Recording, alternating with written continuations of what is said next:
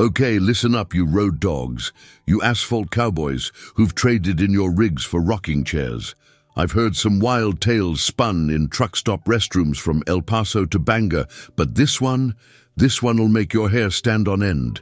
And no, my crazy Uncle Rico didn't whisper this in my ear. It happened to me, Hank the Hawk himself, the guy who used to rock that pearl-white Kenworth with the St. Jude medallion.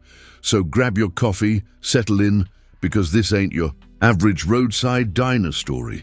It's the tale of how a quiet beer turned into the weirdest damn night of my life. I'd been hauling a light load from Dallas to LA, smooth sailing, 3 days flat, finished early, figured I'd surprise the wife, Sarah. We were, well, let's just say the engine was sputtering. Needed a jump start, you know. Anyway, rolling. Into El Paso, I hit this thirst, not for water, but for some solitude, some quiet time. Just needed to be human again, away from the endless miles of highway. Then, like a neon mirage in the desert, I saw it. The infamous red light district. Yeah, the one every trucker pretends they've never heard of. The pavement gleamed under the neon signs. Traffic was sparse, so I pulled over, figuring what the hell. I didn't even check the name of the place, just parked, locked up and walked in. The place was a haze of cheap perfume, cigarette smoke and that faint antiseptic smell. Dim red and purple lights, a soundtrack of old reggaeton and modern. Norteño blending into a hypnotic rhythm. I ordered a beer, sat at the bar, feeling a little out of place but not uncomfortable. The bartender was friendly, offered me another. I declined. She asked if I was alone, if I wanted company. Nah, just needed to unwind. People were dancing, laughing, those usual bar scenes. Then something in the back caught my eye, a flicker of movement, maybe a voice, a shadow. I can't pinpoint it, but it made me turn, and that's when the night went sideways. That's when everything I thought I had under control went completely. Belly up. I'm not easily spooked. I've seen things on the road, things that would curdle your blood. The sight of her, bathed in that smoky bar's dim glow, nearly knocked the wind out of me. It was Lupita, all right. My Lupita, the woman who used to be my whole world, the one I pictured waiting patiently at home, a beacon after a long day's grind. But this wasn't the Lupita I knew.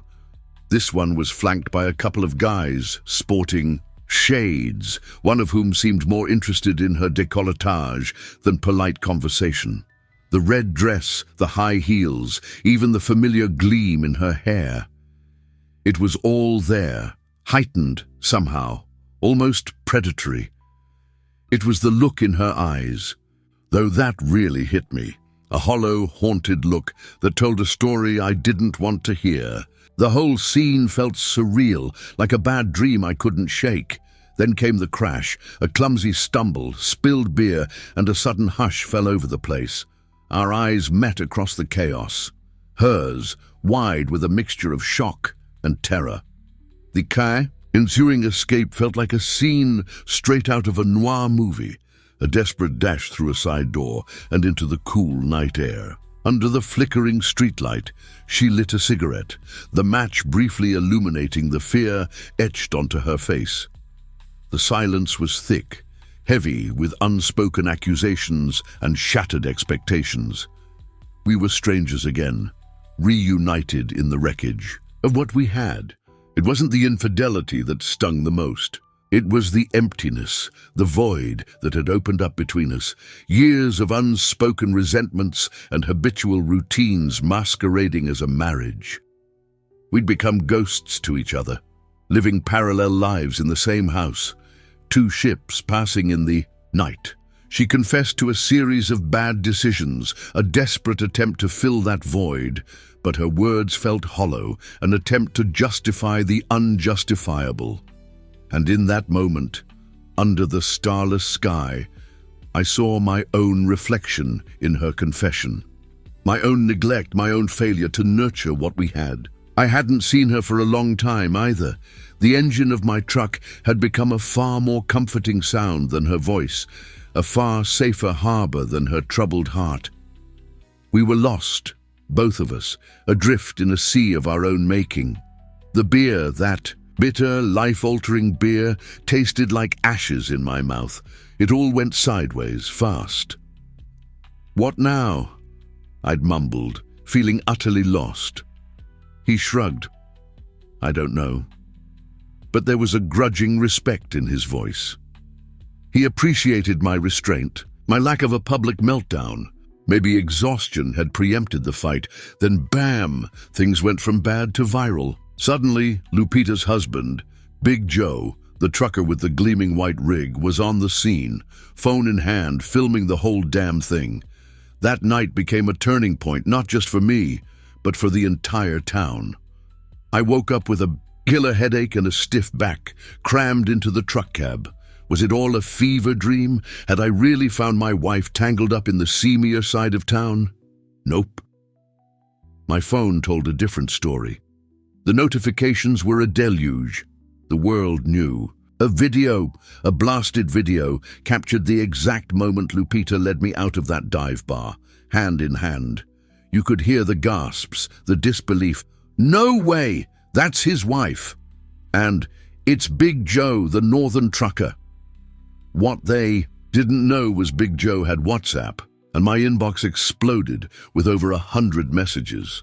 Trucker buddies, family, even people I'd never spoken to before were chiming in. "Seriously, Joe, was that your woman?" "Dude, you're on Tijuana's Facebook News," my personal favorite. "Joe, when you start your YouTube channel, let me know. I'm subscribing." I leaned against the wheel, took a deep breath. Run? Hide? Or face the music? My phone rang. "Lupita. You saw it, right? The whole country saw it, Joe. I didn't plan it."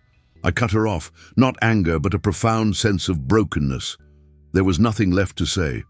Days later, TikTok blew up. The video, titled "When You Just Want a Beer and End Up Heartbroken," went viral. The memes followed, merciless and hilarious. One showed me leaving the bar with the caption, "When you go to sin, but the sin lives at home." Who knew I'd become famous for one disastrous night? At a gas station outside Phoenix, a kid, maybe early 20s, approached me shyly. "Are you Big Joe from the video?" I nodded. He beamed. "Can I get a picture?" He snapped a photo, sent it to his girlfriend, then said, "Man, you're a legend." A legend, not for my accomplishments, but for my spectacularly messy life. That's life, though, isn't it? One minute you're a hero, the next you're a meme. Suddenly, messages poured in from others sharing similar stories, men uncovering betrayals, women living double lives, truckers vowing to never, ever stop for another beer. I wasn't so alone after all.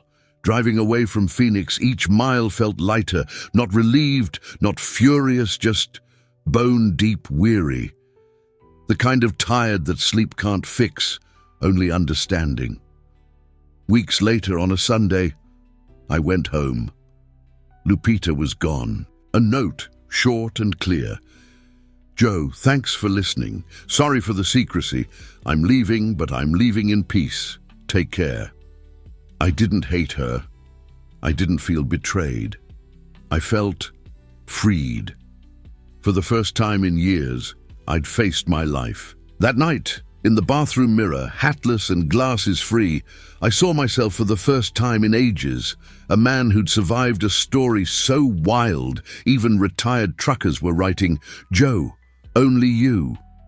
It's funny, the way life can throw a curveball. One minute you're minding your own business, nursing a beer in a quiet bar. The next, you're a viral sensation. If you ever see me sipping something amber in a dimly lit joint and you ask if I'm that guy, the answer is a resounding yes, but buckle up, because the story's a wild ride. The memes, the messages, they were relentless. Suddenly, I wasn't just Tony anymore. I was West Coast beer guy, the guy whose life imploded on camera for the whole internet to dissect. The deluge of messages never stopped. "Dude, I get it," or "My friend saw you at the 7-Eleven and played it cool." YouTube channels, trucker podcasts, even a meme page wanted a piece of the action. T-shirts with my face, the whole shebang. I turned them all down. It wasn't shame. It was about respecting the gravity of what happened. This wasn't a joke. It was my life, my unraveling. Eventually, the internet moved on to the next spectacle, but the experience left its mark. Not a scar, but a lesson etched deep. I learned silence can kill a marriage, that routine can become a coffin for two living souls, and that simply coming home isn't enough. You have to arrive, truly be present, engage, connect. And yeah, I learned a beer isn't always just a beer. Then came the Nevada Trucker Reunion, a gathering of grizzled veterans, seasoned road warriors who'd seen it all. They handed me the mic and I told them my story, raw and real. "Fellows," I said, "you guys, with more miles on your souls than your tires, you've heard tales that sound like movies, but mine, this one's true." They roared with laughter. Someone yelled, "Tell us about the beer, Jerry." And I did. The mix of shame and pride was palpable. When I finished, the applause wasn't for the spectacle, but for the resilience, the lack of violence, the courage to face the music when most would bury their heads. A grizzled vet, eyes brimming, thanked me. He confessed he'd felt lost and alone, and my story gave him a voice. That's when it hit me. My public humiliation became a mirror for others. Driving back through California, I didn't head toward the West Coast. Instead, I parked at an overlook with a panoramic city view. I sat there thinking of Mary, of the unspoken words, the missed opportunities. I don't regret loving her or leaving her. Sometimes letting go is the ultimate act of love. I got back in my truck, started the engine, and saw myself in the rearview mirror. Older, maybe a touch cynical, but undeniably more alive. I still drive my own pace, unhurried, knowing the road isn't just about miles, but scars, memories, and hard-won wisdom. So if you see me at a gas station, beer in hand, and you ask, "Are you that guy?" I'll smile, raise my glass, and say, "Yep, buddy, but wait till you hear the rest." Ever been through something so crazy, so unbelievable, your friends think you're making it up? Share your story in the comments. I want to hear them.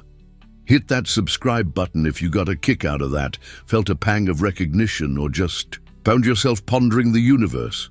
We don't dish out fairy tales around here. We serve up life, uncut, unvarnished, and utterly bonkers. Sometimes it's just a beer. Sometimes it's the beginning of a wild ride you'll be telling your grandkids about my life. Ugly and shattered as it was mine.